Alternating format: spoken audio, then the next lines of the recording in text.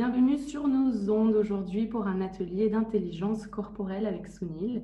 Donc Sunil, je te laisse présenter ta présentation.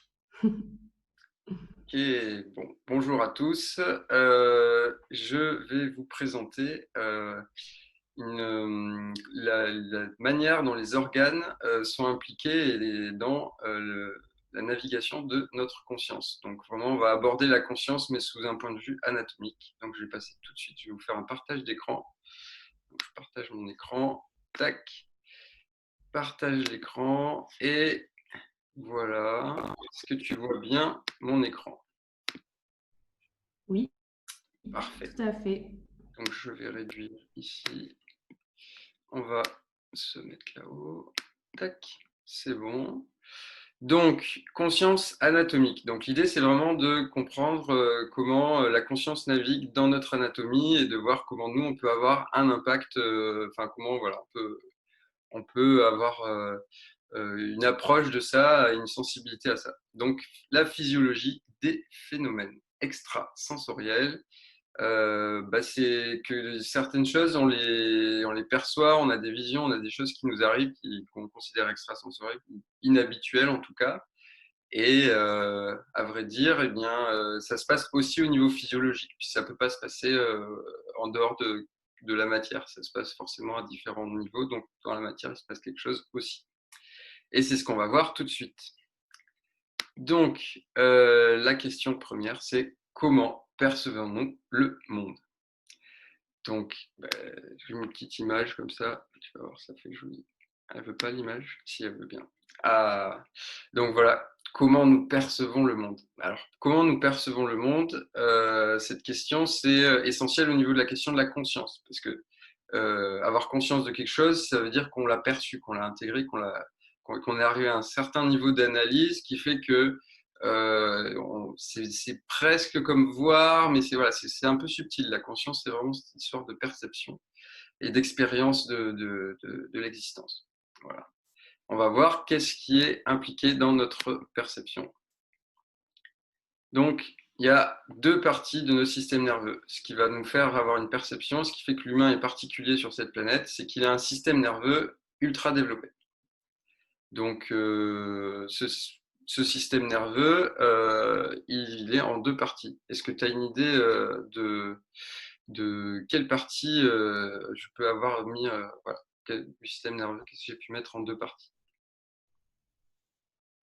Moi, je crois que j'avais vu un atelier de neurosciences et le ventral et que c'était une partie qui était plus liée, disons, à la survie, il me semble. Et enfin, je sais pas. Tu vas éclairer ma lanterne parce que je me rends compte que j'ai oublié. Ok, alors, il y a plein de façons de diviser. Hein, en science, il y a différentes façons de classifier les choses. Donc là, j'en ai pris une. C'est un peu une façon à moi aussi de le présenter, mais c'est fonctionnel. Donc voilà, on peut le trouver sous différentes formes. Il ne faut pas penser qu'il n'y a que cette manière de classifier les choses. Oui. Donc le système nerveux central. Donc c'est notre cerveau. Donc notre cerveau, lui, c'est la machine qui va traiter les données. D'accord? Voilà, donc lui traite les données. Et il y a le système autonome qui, lui, est dans tout le reste du corps, une partie aussi au niveau du cerveau, mais voilà, donc lui, il va traiter des fonctions de manière autonome. Voilà. Donc, on a ces deux systèmes et on va aller un peu plus en profondeur. Je ne sais pas si toi, ça te parle, système central, système autonome, est-ce que tu vois à peu près à quoi ça peut correspondre ou pour l'instant, c'est pas clair? Bah, je vais attendre que tu précises un petit peu. J'ai voilà, Ok. centrale dans le sens qui unifie toutes les informations, c'est ça? Central, ouais, c'est ça. C'est que en fait, toutes les informations vont venir à cette zone-là pour être traitées et ensuite redistribuées sous forme de réponse. D'accord. Donc ici, là, on a la zone où tu as le Et corps qui va percevoir. autonome, c'est un petit peu. Alors, hop, tac, le système nerveux autonome. Donc, le premier système nerveux, qu'est-ce qu'il fait? Donc, lui, il réceptionne les informations et il les traduit en impulsions électriques. Donc, on a vu, tac, j'ai pas la photo. Donc, il attrape les informations par les canaux, tout le corps, etc. Donc, ton système nerveux, il reçoit l'information et il le traduit en impulsion électrique qui va remonter jusqu'au système central. Donc, ensuite, il exécute des fonctions autonomes. Alors, j'ai ça qui gêne, je crois. Tac. On va mettre comme ça. Donc, il exécute les fonctions autonomes du corps par stimulation électrique des organes.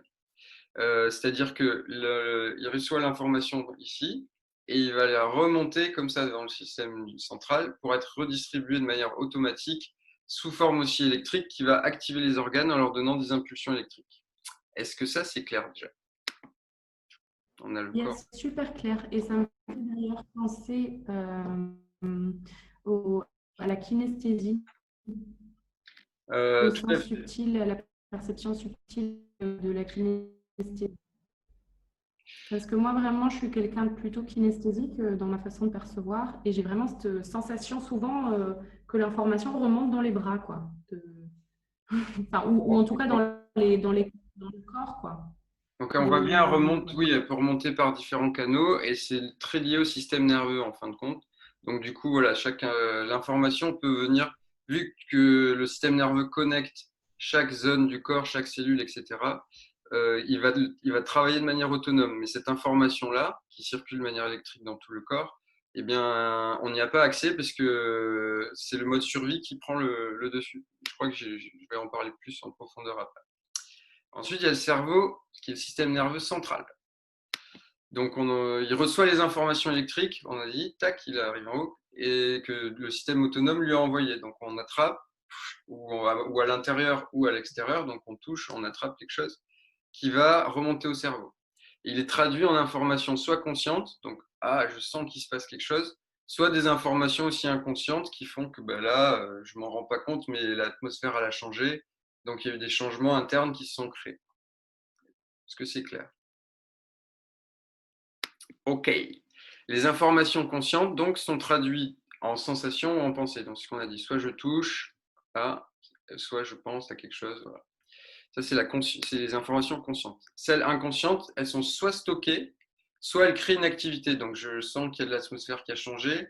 Je vais avoir, plus je vais avoir conscience de ce changement à l'intérieur par rapport voilà, plus je vais pouvoir avoir une activité de changement corporel qui va s'adapter. Et sinon, si je suis en train de forcer dans une direction qui ne correspond pas à ces informations inconscientes, je vais créer des tensions. Donc ça va tendre mon corps au fur et à mesure à différents endroits. Parce qu'on a stocké de l'information inconsciente qui nous crispe à des endroits. Parce que le corps nous protège pour assurer en fait le problème. Il stocke cette information voilà, qui lui arrive et il la crée. Ou alors il crée une activité, ce qu'il devrait faire normalement. Donc normalement, à la base, c'est pour créer une activité, mais quand on refuse d'une certaine manière, ça crée une contraction, un blocage. Voilà. Tu fais signe hein, si tu as des questions, n'est-ce pas? Donc, hop, on garde notre petite noix qui sert du cerveau. J'aime bien. Voilà. Donc, le système nerveux central, voilà, c'est ça son boulot. Et lui, les informations inconscientes, il va les redistribuer et il les redistribue dans le corps. Il ne stocke pas à l'intérieur. Voilà. Il stocke pas, lui, il traite ici. S'il y a une information qui doit être stockée quelque part, qui est inconsciente, elle se fera à l'intérieur du corps. Voilà. Donc, zone volontaire et consciente. On va voir la zone volontaire du cerveau. Donc, on va voir sur le système nerveux central. Donc, on peut regarder sur le. Je ne sais pas si on voit mon. Ah, c'est mieux là. On voit mon. Donc là, on a un petit schéma qui va nous montrer hop, le cerveau. Donc, je ne sais pas si c'est très joli, mais donc la partie qui est colorée, là, il y a du bleu et il y a du violet, du vert et du rose. Bon, on va pas trop se concentrer sur les détails de ces parties-là aujourd'hui, mais il faut comprendre que cette zone qui est colorée là, c'est normalement elle est marron là, c'est pas ces couleurs-là, hein, on va dire. Eh bien, cette zone colorée, c'est la zone consciente. Voilà, c'est celle-là, la zone volontaire et consciente. Donc là, elle est reproduite ici. mais il faut imaginer que c'est que la surface. C'est-à-dire qu'à l'intérieur, là, on a le lobe en marron. Je ne sais pas si tu vois le pointeur rouge. Ouais. Eh bien, ce lobe marron, c'est le lobe temporal. Donc là, on ne le voit pas ici, mais le lobe temporal, dans la conscience, il est très connecté avec le travail du son. C'est pour ça que le son, en fait, et le travail de conscience et d'inconscience sont très connectés, parce que du coup, on tape tout de suite dans la conscience, et en même temps, c'est connecté avec le milieu, tu vois. On a cette zone temporale là qui est dans la conscience aussi, à la surface. Elle est connectée directement avec la zone interne ici. Voilà. Donc, c'est pour ça que le son a un impact énorme. Donc voilà, ça c'est la zone consciente, et c'est ici qu'on va réaliser les choses, que les choses visuelles, sensations et pensées vont se gérer. Tiens, qu'est-ce qui se passe ici? Zone autonome et inconsciente. Donc là, je crois qu'il y a un bug. Du coup, ça c'est le cervelet derrière. Donc on a vu tout à l'heure, il y avait une petite zone. Donc là, on va avoir une petite zone ici qui va qui va traiter l'information autonome. Alors, il y a d'autres parties, hein, bien sûr. Ah voilà, c'est pour ça que j'ai mis en rouge pour montrer que c'est ici là. Donc cette zone-là, elle va gérer toute la truc autonome. Donc chez certains animaux qui sont quand on veut créer des réflexes pavloviens, chez un chien par exemple, c'est là on utilise l'apprentissage pavlovien dans cette zone. Donc plus on a un apprentissage pavlovien développé, plus cette zone est développée. Donc ça fonctionne sur du trauma. Alors, plus on est dans la survie, la peur, plus on est dans la survie tout simplement, plus en fait ces zones est développée, et ça va faire que notre inconscient, il a beaucoup plus de place, on fonctionne très bien en automatique, mais par contre, on n'a pas conscience de ce qu'on fait. Est-ce que c'est clair? Apprentissage pavlovien, est-ce que tu peux développer, enfin, préciser? Qu'est-ce Alors, que c'est? l'apprentissage pavlovien, c'est l'apprentissage par système de danger et récompense, comme pour les animaux, pour le D'accord. dressage. Voilà.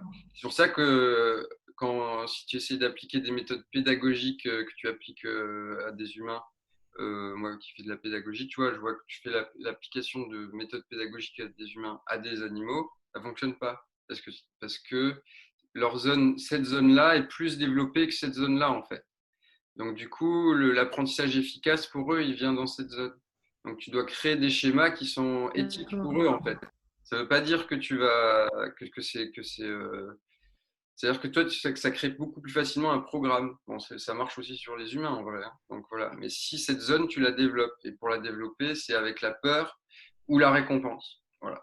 Donc ça va. Plus tu travailles sur le circuit récompense-peur, plus tu vas développer cette zone.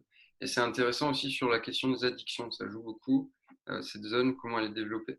Donc on va voir maintenant comment la conscience, elle va pouvoir avoir accès aux informations qui sont stockées là-dedans, qui transite là-dedans. Parce qu'en fait, tout ce qui est stocké à l'intérieur du corps va transiter ici, par contre. Il va y avoir une connexion ici. Donc là, nous, on a envie d'avoir cette conscience qui vient avoir les informations d'ici, comme ça, qui sont un nœud central, comme ça, qui sont gérées. Voilà, c'est une porte. Donc voilà, on passe à la suite. Qu'est-ce qu'on a mis ici? Alors, hop. Connexion de la zone consciente vers le cervelet. Donc voilà, maintenant on veut faire la connexion comme ça. Tac. On veut connecter les deux. Donc, comment on va faire ça? Ah là, c'est pareil, on prend trop de place. Tac. Et voilà. Ah ouais, c'est pas mal comme ça.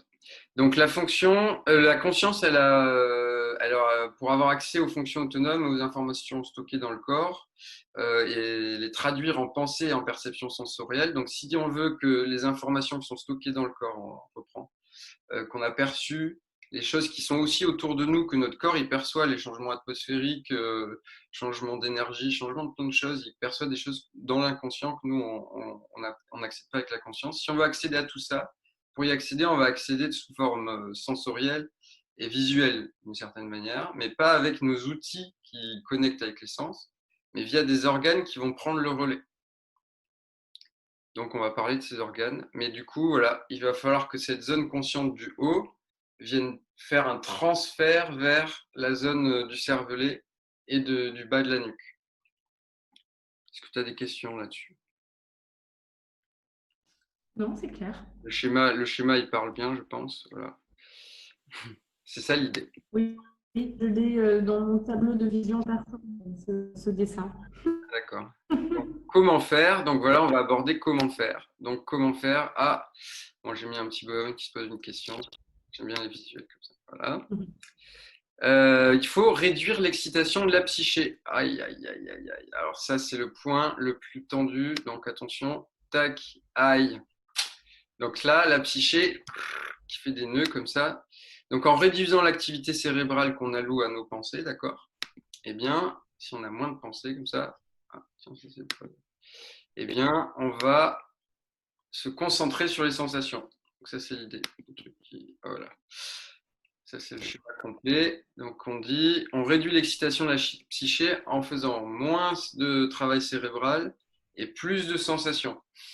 Je ressens, donc ma psyché va calmer. Si je pense, ma psyché va s'agiter comme ça. Voilà. Donc, on va voir ça dans la suite. L'agitation mentale, j'ai un peu précisé la question. Donc là, j'ai un schéma. Voilà. Donc, en fait, il faut vraiment voir comme ça, comme si c'était l'encéphalogramme. Et là, ça va faire des ondes, d'accord? Donc, les ondes en haut, si tu réfléchis vers le haut comme ça, là, c'est le futur. Donc, toi, tes pensées sont dans le futur. Et si tu réfléchis dans le passé, voilà, tu es dans le passé. Donc, c'est pour ça que ça fait des fluctuations. Parce qu'en fait, c'est deux choses qui n'existent pas, c'est le futur et le passé. Donc, on va du passé au futur avec nos pensées. Ah, peut-être demain, il y aura un problème, ou lui, il m'a dit ça l'autre jour, et là. Et en fait, le mental, il fonctionne comme ça, par alternance. Donc, il va faire des ondes de plus en plus rapides. Voilà, faut vraiment voir comme une courbe. Ça peut être étalé, intensif mais étalé, ou ça peut être intensif comme ça. Voilà, il faut s'imaginer ça. Et quand on connecte aux sensations, eh bien, on va pouvoir arriver à réduire cette ondulation comme ça, jusqu'à arriver au calme plat comme ça.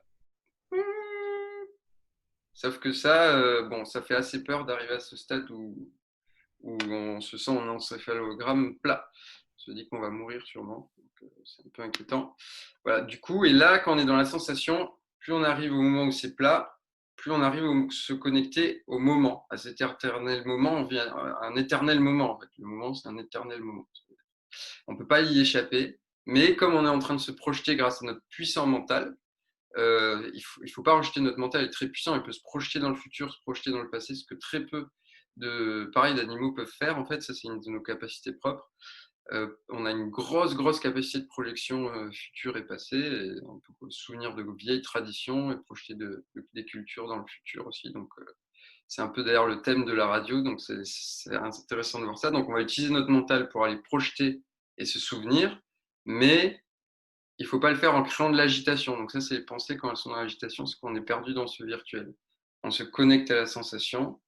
Et là, notre agitation mentale va devenir de plus en plus calme et on va se connecter à ce moment. On va être connecté. Voilà, notre mental va ressentir le présent plutôt que d'être dans une attitude de projection ou de souvenir. Est-ce que voilà, qu'est-ce que t'en dis? T'as un commentaire à faire sur ça? Ah, je t'entends pas. Oula, oula. C'est bon? Ouais, c'est bon. Oui, je voulais dire, enfin moi j'avais une question plutôt. Parce, parce que des fois, justement, vraiment cette espèce de présence, cette espèce de pleine conscience, hein, quand on arrive à faire de la place, au final, cette paix intérieure, je le sens vraiment comme un vaste espace où les pensées ne perturbent pas en fait cet espace, ce présent, mais je l'associe pas au vide. Je sens justement que ce vide, il y a plein de lumière dedans. Et du coup, je sens plein d'énergie, mais c'est pas une énergie justement qui va avoir envie de se projeter,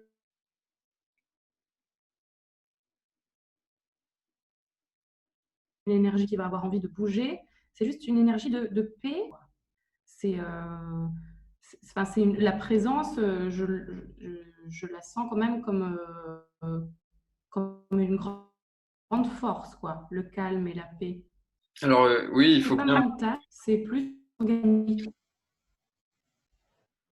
Ah oui, oui.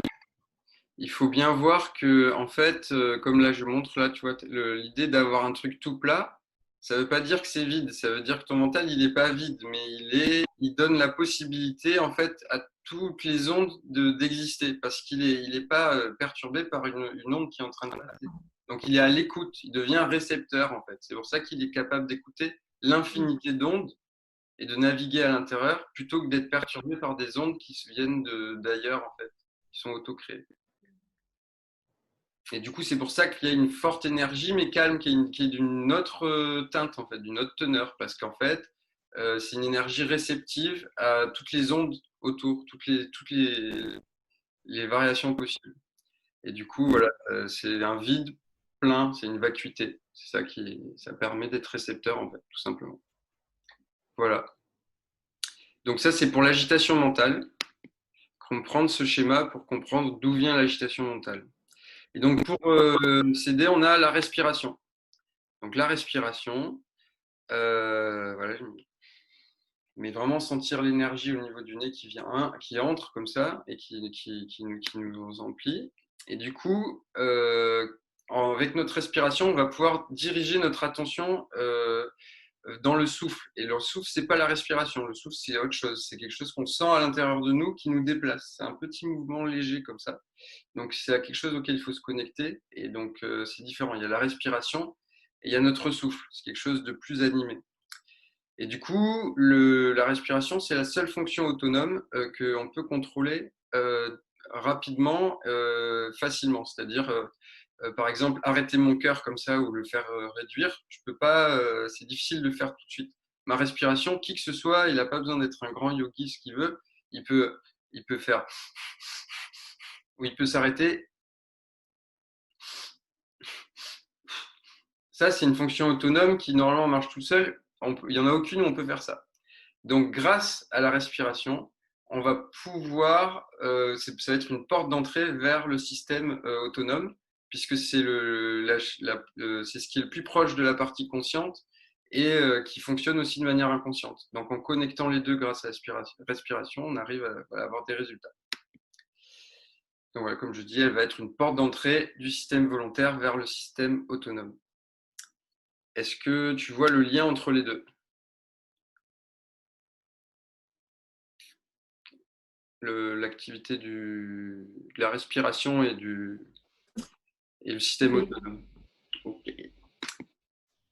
Donc, réduire l'activité du cervelet. L'activité du cervelet au niveau de la survie, là, en fait, quand on va le libérer de certaines peurs, de certaines tensions, de certains fonctionnements, ça va créer des tensions dans le corps. Plus, en fait, la conscience vient dans le cervelet, plus elle va mettre à jour aussi la conscience, elle va pas être que dans la zone du cerveau.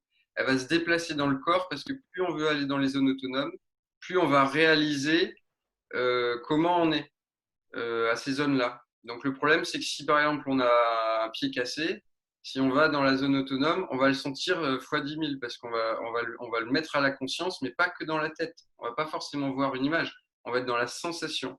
Donc on va avoir une contraction musculaire. Donc plus on devient on se connecte à l'état vraiment intérieur, plus on va avoir de la tension qui va monter. Donc par exemple, si on doit vraiment se connecter totalement à cette zone comme ça, on va monter en énergie, en tension énorme et on n'est pas capable de le gérer. Donc il faut apprendre à le gérer par couche et donc il faut apprendre à gérer la relaxation musculaire. Et la relaxation musculaire, elle va permettre de ressentir des lâcher-prises qui vont nous mettre dans un état de non-peur parce qu'arrive un moment d'aller plus loin dans l'énergie et d'accepter de plonger en fait parfois parce que c'est une zone autonome, c'est l'inconnu, c'est une zone avec beaucoup d'informations en fait en fin de compte. Pour ça la conscience, s'il y a trop d'informations, elle veut pas gérer. C'est le cerveau derrière qui reprend parce qu'il est capable de gérer énormément d'informations. Si on veut se connecter à ça, il y a une énorme peur du vide et de l'inconnu qui est face à nous. Et du coup, la relaxation musculaire permet peu à peu d'avoir moins de troubles qui nous créent un état de peur et de contraction qui va être physique mais aussi mental, créer de la pensée parce qu'il y a une tension et la tension va ramener une mémoire aussi sous forme de pensée dans un deuxième temps. Voilà. Je t'entends pas. Non. Ok.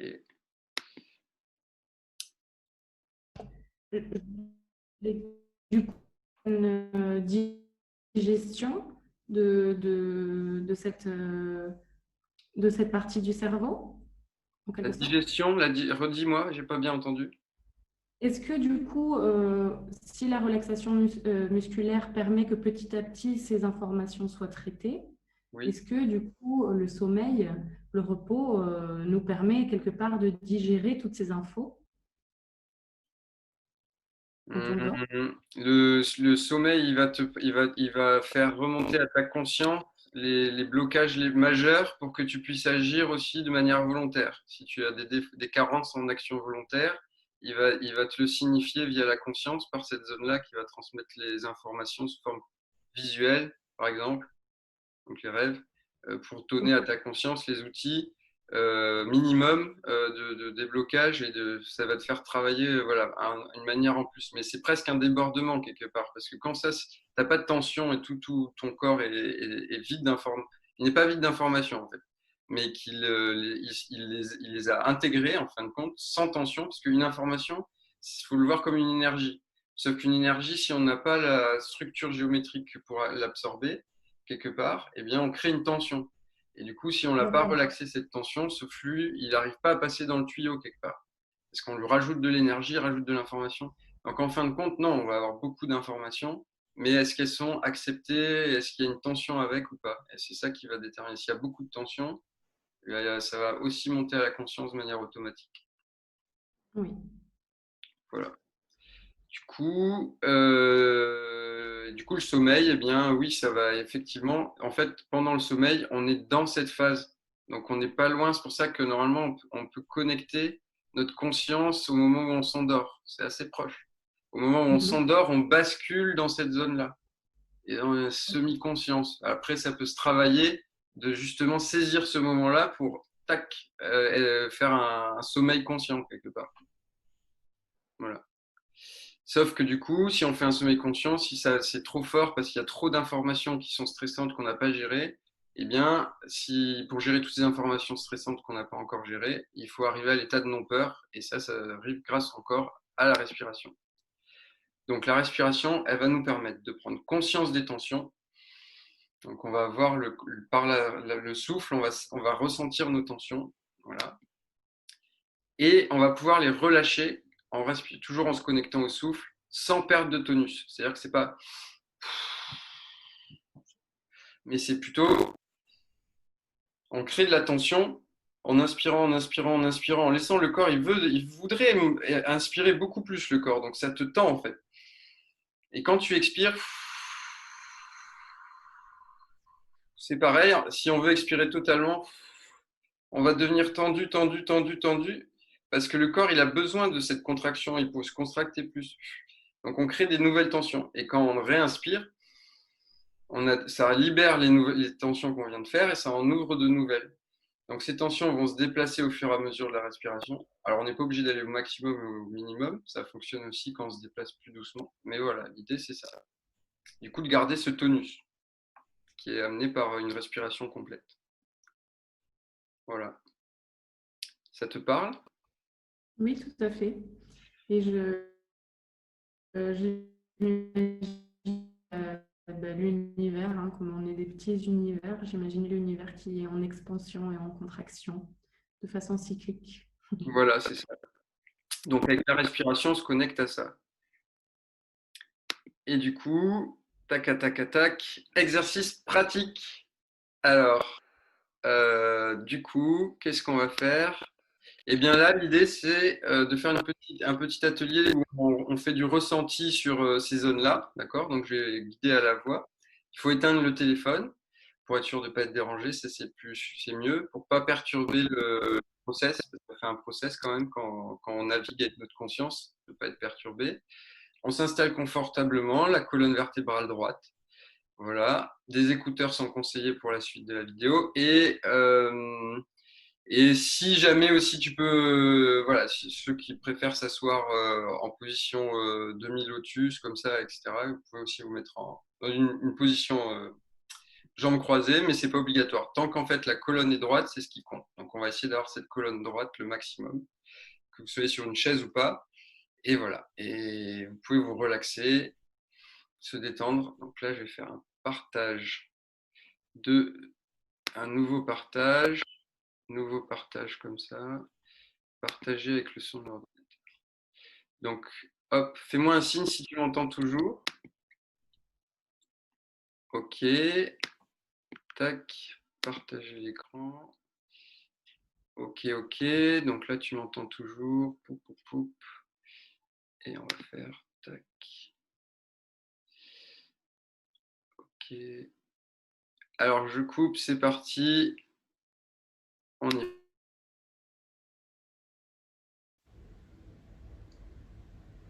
Tu peux fermer les yeux. Tourne la paume de tes mains vers le ciel et prends une grande inspiration. Relaxe-toi en expirant totalement. Même si ton corps se tend, garde ton tonus. Relaxe les zones tendues en inspirant. De nouvelles zones se tendent. Expire et relaxe tes muscles encore plus profondément. Inspire de nouveau entièrement et sens ton corps se gonfler dans un souffle libérateur de tension. D'autres tensions apparaissent. Observe-les et accepte-les en expirant à l'intérieur pour te relaxer complètement. Déplace ton souffle vers ton front. Observe les tensions dans ce front. Autour des yeux. Observe-les et libère la tension avec ton souffle.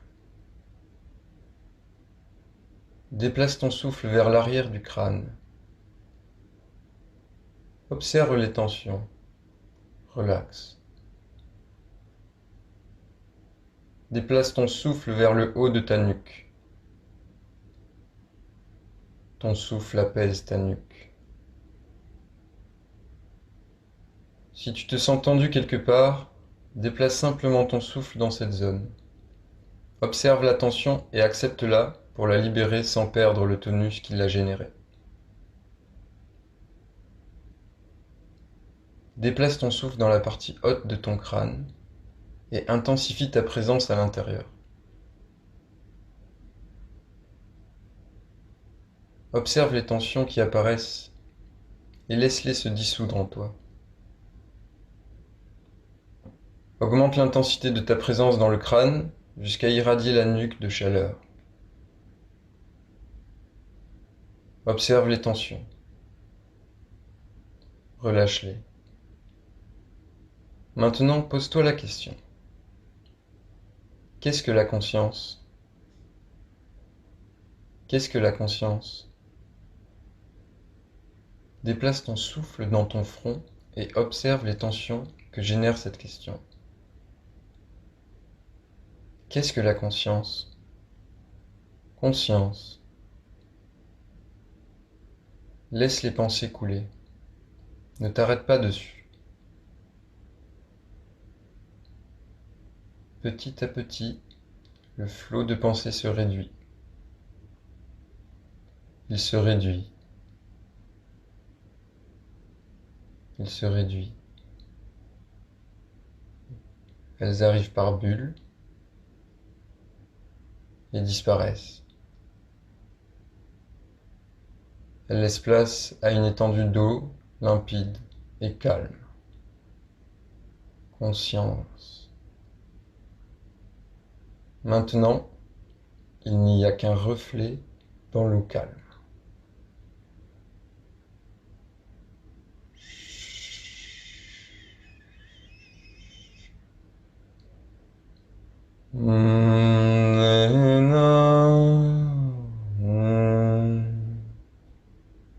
Chaya siyanalo anamoe ambalaenayam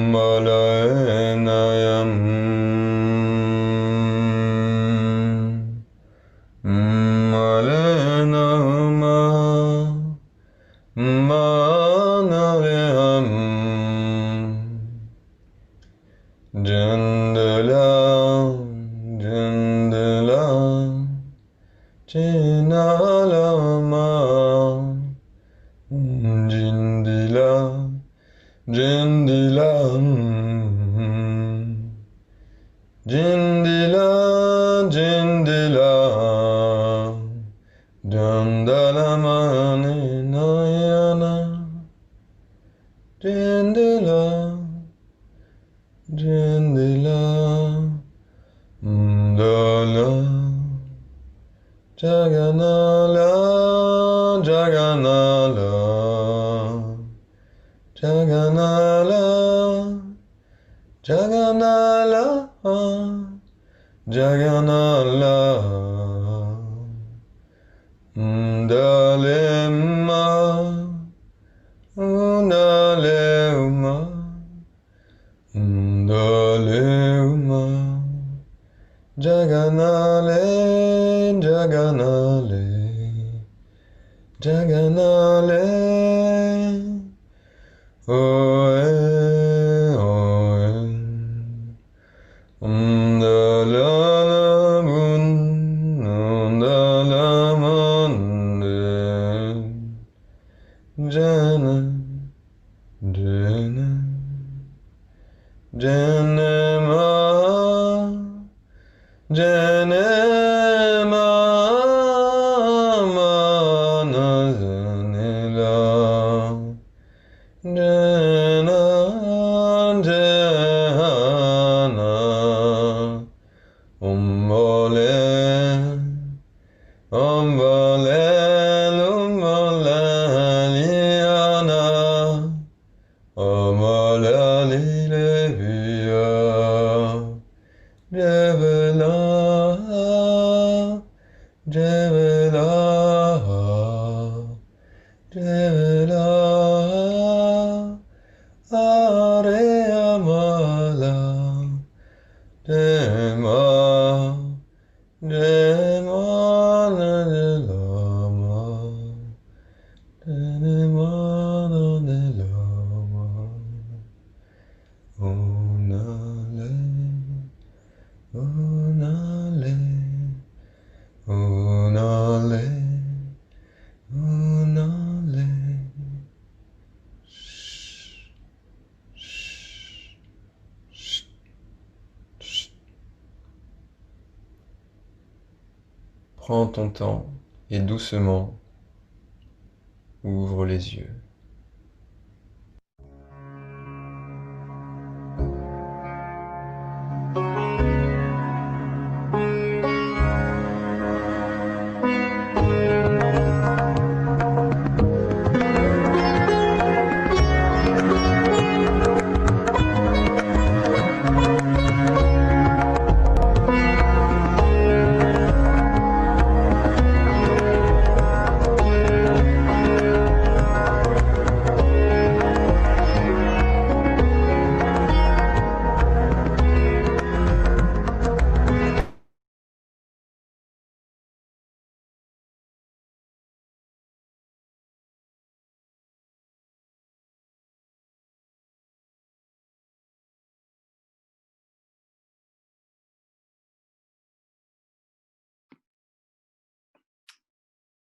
Et voilà pour la session sur le ressenti sur les zones corporelles et avoir conscience de ces mécanismes. Voilà. Qu'est-ce que tu as à en dire Merci beaucoup pour la méditation, vraiment super. J'ai vraiment senti comment mon cœur s'ouvrait à la fin des chants. C'était vraiment sympa, hein, autant pour la détente que voilà, pour le partage de vibrations. Donc merci beaucoup. Avec plaisir. Avec plaisir. Ok, cool. Bon, ben cet atelier est fini. Donc,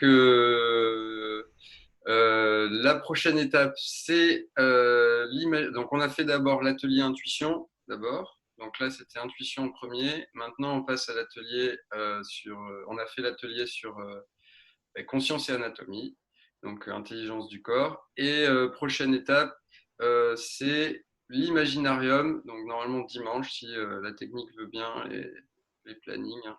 Mais normalement, dimanche, c'est l'imaginarium. Donc là, on va sortir un combo pour passer, futur et tout. On va essayer de ne pas avoir trop de... Mais si, là, l'idée, c'est de faire de l'exubérance par des grandes variations de pensée. Voilà, on va libérer la créativité, quoi. On peut aussi s'entraîner justement, on peut faire justement détendre le corps et de demander à notre guidance, hein, peut-être des êtres qui sont sur une vibration plus élevée, justement, on peut essayer hein, de tout simplement recevoir des visions. Donc voilà.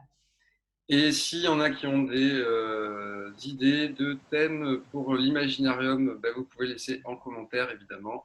Ça sera bienvenu. On fera un effort de gérer ça. Voilà. Bon, c'est Super, tout merci pour moi. beaucoup. Eh bien, moi, je vous dis au revoir. Salut à tous les Space Shamans. Yes, Et salut, salut.